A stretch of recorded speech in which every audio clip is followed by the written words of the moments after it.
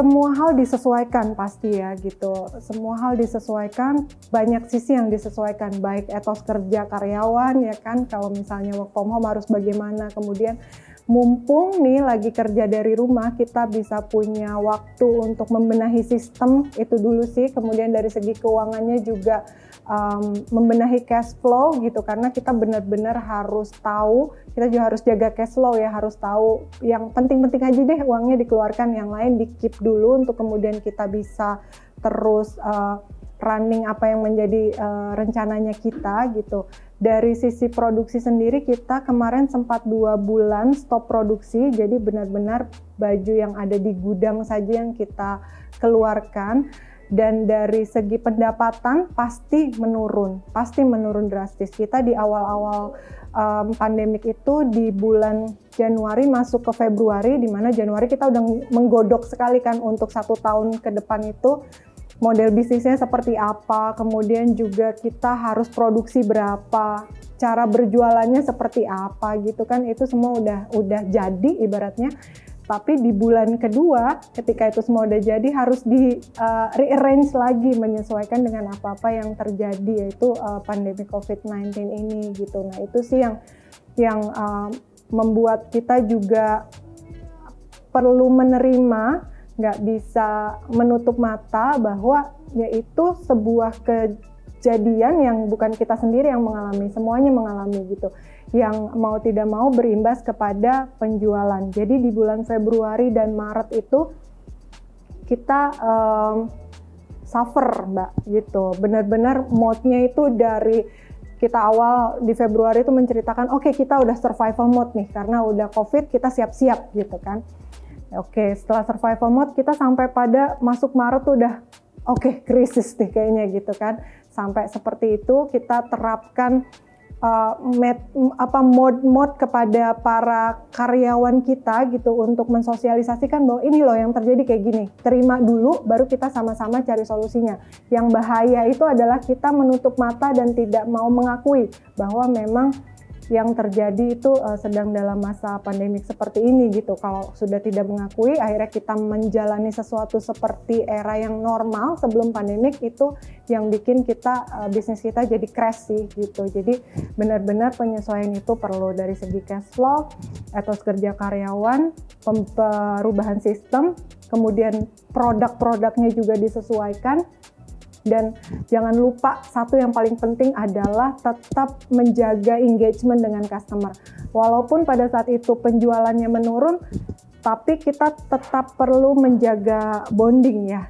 Dengan cara apapun, selagi itu halal dan tidak mengganggu customer. Nah, kemudian Nina Nugroho membuat satu program via virtual ya, live Instagram, isinya adalah solusi dan informasi gitu yang diberikan. Benar-benar non-profit oriented, kita benar-benar pengen memberikan wadah kepada customer kita, viewers kita ya, kalau misalnya lihat live IG, apa-apa aja sih yang mereka perlukan, informasi apa sih, solusi apa sih gitu. Dari situ perlahan-lahan kemudian kita tetap membangun bonding, engagement dikencengin gitu kan, membuat beberapa program yang dengan hadiah-hadiah kecil gitu kepada customer. Akhirnya mereka lambat laun, walaupun saat itu tidak beli, tapi lambat laun mereka tetap paling tidak bergeser brand lah gitu kan. Jadi tetap percaya kepada Nina Nugroho, dan itu terasa hasilnya di bulan April.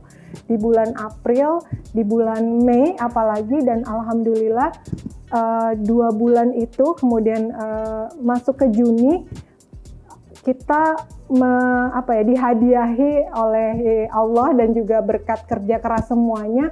Selama 4 tahun Nina Nugroho berdiri, 3 bulan tersebut adalah penjualan terbaik dari Nina Nugroho. Itu anugerah dari masa pandemik. Emang kita tidak bisa berdiam diri, harus beradaptasi, belajar terus, berlatih terus gitu. Itu sih.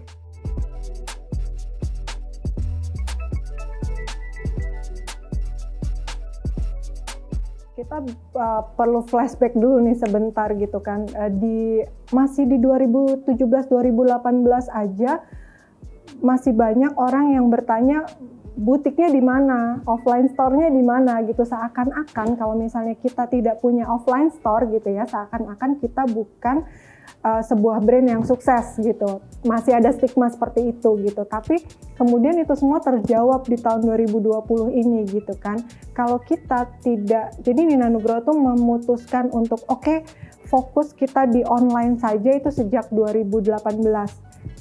Saya ya mentalnya dikuatkan untuk online aja deh gitu, terserahlah orang mau bilang apa, karena menurut kita itu sebuah strategi yang tepat. Kita kan membaca pasar ke depannya seperti apa kan, pasar udah kesulitan untuk terus datang ke satu tempat untuk memenuhi satu kebutuhan gitu. Jadi pengennya kita duduk aja di rumah, tetap sama keluarga, menjalani aktivitas kita, tapi apa yang kita perlukan datang gitu. Nah, dari situ sih kemudian udah online aja gitu. Nah, untuk online ini memang banyak sekali kendalanya gitu kan, tapi itu tantangan sih untuk kita gitu. Dari tantangan-tantangan tersebut kita kemudian menemukan banyak solusi-solusi yang terbukti mujarab untuk menaikkan selain menaikkan followers, customer yang setia, dan juga menaikkan penjualan pastinya gitu. Strateginya bagaimana untuk dikenal ke seluruh Indonesia, bukan hanya seluruh Indonesia, mimpinya Nina Nugroho seluruh dunia insya Allah gitu. Tetap dengan cara kita terus memperkenalkan diri, branding penting gitu. Jadi kita membagi usaha kita tuh menjadi, Nina Nugroho menjadi 3 bagian. Marketingnya, brandingnya, production prosesnya gitu, yang masing-masing tidak bisa jalan sendiri-sendiri, semuanya harus berjalan bersamaan gitu. Nah, untuk customer sendiri kita tidak lelah-lelahnya mengedukasi customer gitu melalui proses branding gitu kan, bahwa ini loh ada produk modus fashion for profesional, busana kerja untuk muslimah, tapi keluaran desainer gitu yang bisa dibuat seperti seakan-akan si desainer tersebut memberikan sentuhan untuk masing-masing karyanya gitu, untuk mbak pribadi sendiri-sendiri gitu. Itu sih yang membuat kemudian mereka loyal terhadap kita, dan alhamdulillah juga customernya ke kita tingkat repeat ordernya itu sampai 70% gitu untuk setiap bulannya ya. Itu sih. Kemudian juga untuk distribusi, sirkulasi gitu kan, itu kita perlu juga berikan solusinya. Jadi memang pertama di masa produksi awal barang-barang baru kita jual sendiri semuanya via online. Kemudian untuk barang-barang yang berumur ya masa produksi plus 6 bulan, plus 12 bulan, plus 18 bulan, itu kita ada sistem sirkulasinya sendiri, sampai di akhirnya itu adalah kita udah untuk giveaway aja gitu semuanya gitu. Kita udah buat semuanya. Memang di online ini perlu karena pertumbuhannya cepat, hitungan detik klik langsung semuanya bisa kelihatan kan, ibaratnya berbeda dengan offline ya. Offline kan prosesnya agak lambat, kalau online kan by second itu semua udah bisa kelihatan. Kita posting sekarang, detik berikutnya udah bisa dilihat customer kan. Itu jadi kita perlu persiapan yang lebih matang sih untuk semuanya. Jadi kita juga membagi pola kerja kita ya, pra-production, production, post-production gitu. Jadi nggak bisa jalan semaunya gitu. Jadi alur produksi kita juga harus jelas, dari pilih bahan tuh, dari kita buat proyeksi anggaran untuk mau belanja apa aja, produksi apa, sampai dengan customer pegang barangnya itu urutannya harus jelas. Paling tidak kita bisa memprediksi apa-apa aja yang akan terjadi sehingga kita bisa lebih siap gitu. Memang dalam hal ini sellernya harus selangkah lebih maju daripada customernya sih Mbak, di situ tantangannya.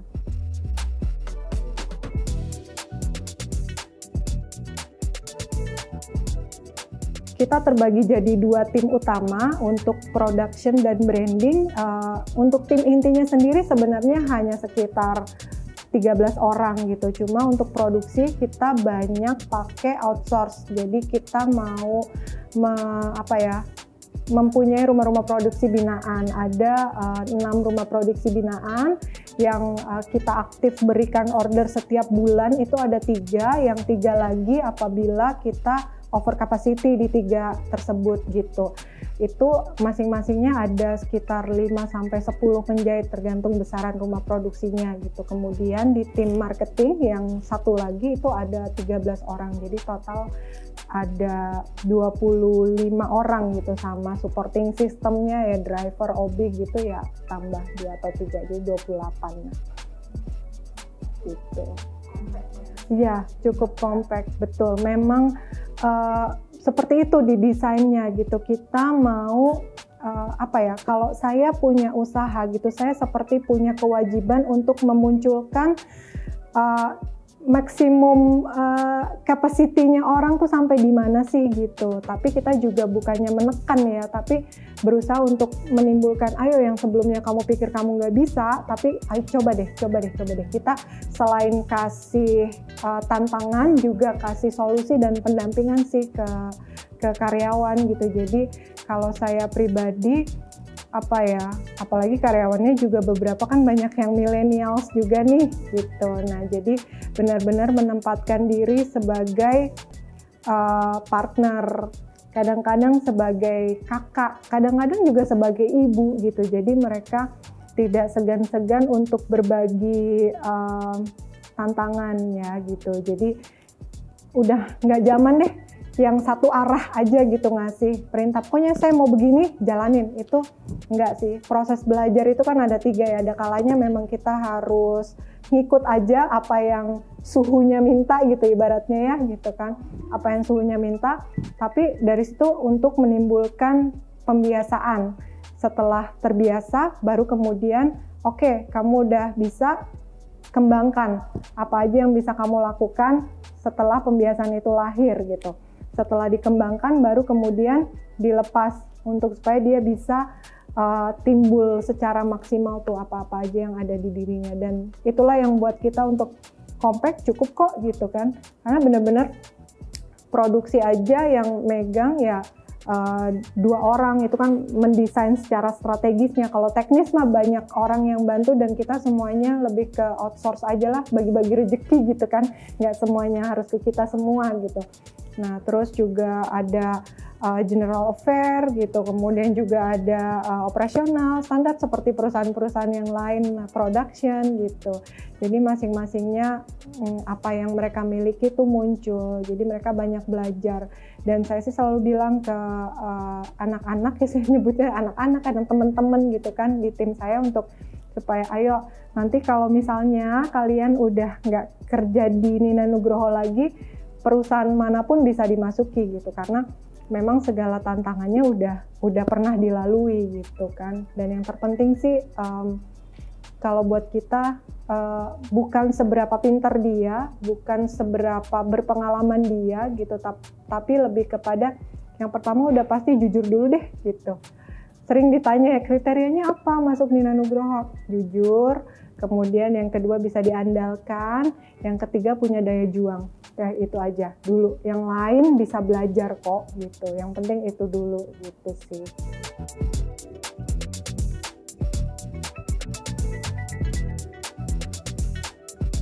Ya, memang kan pendekatan desainnya, jadi di awal Nina Nugroho dulu tuh ada 3 kategori desain tuh untuk Nina Nugroho Signature, untuk pesta-pesta gitu kan, casual untuk main-main, kemudian office. Di antara ketiga itu yang paling tidak menghasilkan itu yang office, tapi yang paling tidak menghasilkan itu yang kita pilih menjadi satu-satunya produk yang kita pertahankan. Yang lain udah nggak ada. Sekarang semuanya office. Jadi kita fokus ke desain-desain busana muslimah khusus untuk ke kantor gitu. Dan itu memang ya sangat menjawab kebutuhan perusahaan-perusahaan, di mana mereka kan apalagi perusahaan-perusahaan yang kecil, menengah, kalau yang besar pemainnya udah banyak ya gitu. Kadangkala yang kecil dan menengah juga mereka sedang berbenah dan ingin secara sistem diperbaiki, termasuk juga penampilan karyawannya itu yang menurut saya ceruk pasarnya masih banyak banget, dan terbukti memang banyak gitu yang bisa kita garap di situ gitu. Tinggal bagaimana antara budgetnya mereka sama apa yang kita siapkan fit gitu sih. Jadi memang menjawab kebutuhan kita simple sih, balik lagi apa-apa yang kita hasilkan, apa-apa yang kita putuskan, semuanya yang menjawab kebutuhan customer gitu. Customer butuh nggak? Kalau butuh udah pasti laku aja. Kalau nggak butuh, mau kita bikin sebagaimananya juga nggak bakal laku karena memang nggak butuh gitu. Itu aja.